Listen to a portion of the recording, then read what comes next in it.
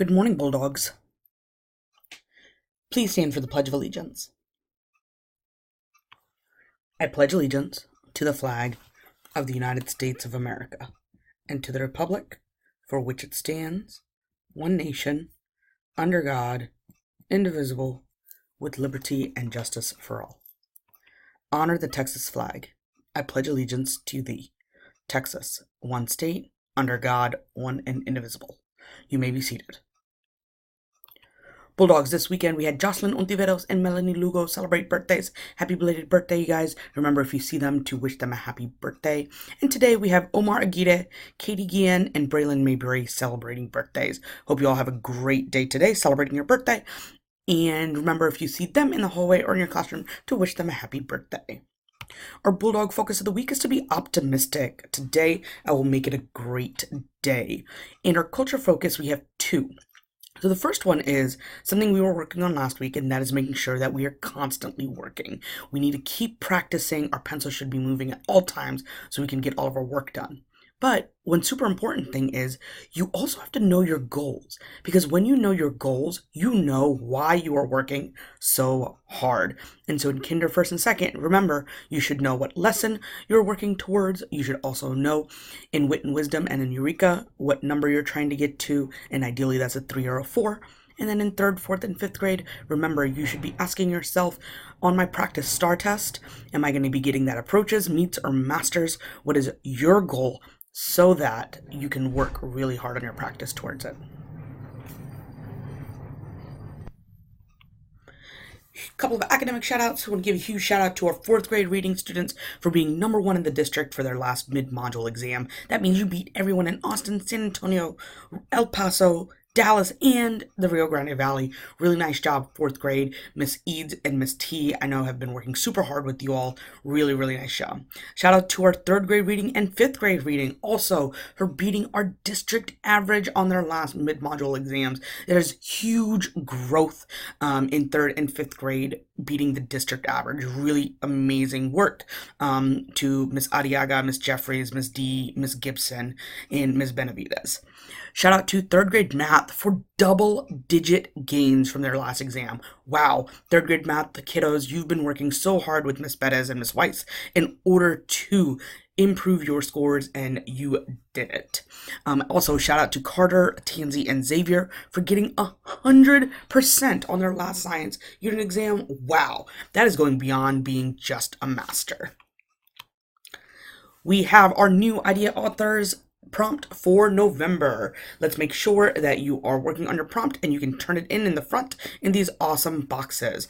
So this prompt, teachers, I'm going to give an example for this, and then you guys every day can remind kiddos about this. Feel free to read a book in your homeroom or play a video and have kids practice.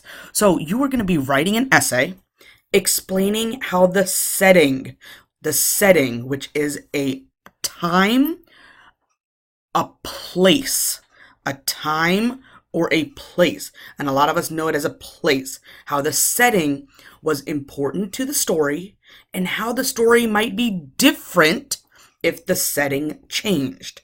In order to write this, you should think about the setting of a book that you recently read, how the setting was important, and then how the book might have been different if the setting changed. So this is like writing 2 paragraphs.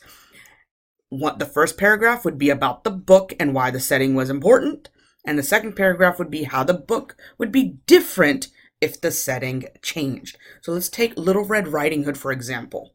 Little Red Riding Hood, one of the settings in Little Red Riding Hood was the forest. And Little Red Riding Hood walked through the forest in order to go to her sick grandmother's house to give her some food. Now, in the forest, Little Red Riding Hood met the wolf, who tried to trick Little Red Riding Hood. Now, the book might have been different if the setting changed from the forest to, let's say, the city. And let's say Little Red Riding Hood was walking through the city. If she was walking through the city to her grandmother's house, she would not have met a big bad wolf, because big bad wolves don't live in the city. And so we don't know who would be the animal who was trying to trick Little Red Riding Hood. And that is how the setting of Little Red Riding Hood would have made the book different if it changed. Couple of announcements. Today is Veterans Day. We want to just give a huge shout out to Mr. Doak for his service in the armed forces, and want to make sure that you have an opportunity to say thank you to anyone else you might know who has served our country. Also, remember that we are doing a 100% turkey giveaway, so we're working towards that 100% attendance so that we can win a turkey for our families. Grades, teachers for Progress Report 2 are due this Friday. Students, this is important for you to know so that way you know that your grades are going into your progress reports that you're going to take home next week. And Bulldogs, let's continue to remember to pick up after ourselves so we can keep our community clean. Teachers, it's time to update our countdowns. In K1 and 2, you should be updating your Eureka countdown. 3rd, 4th, and 5th, your semester exam countdown. We have 14 days until our writing exam, 15 days until science, 18 days until reading and math. And remember, we should start every lesson talking about what our students can earn if they hit their goals.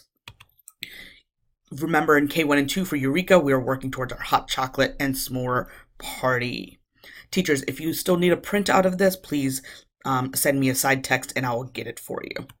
Remember, Bulldogs, if you think like a winner, you'll act like a winner. You will be a winner. Let's have a great Monday, Bulldogs, and I'll see you around campus.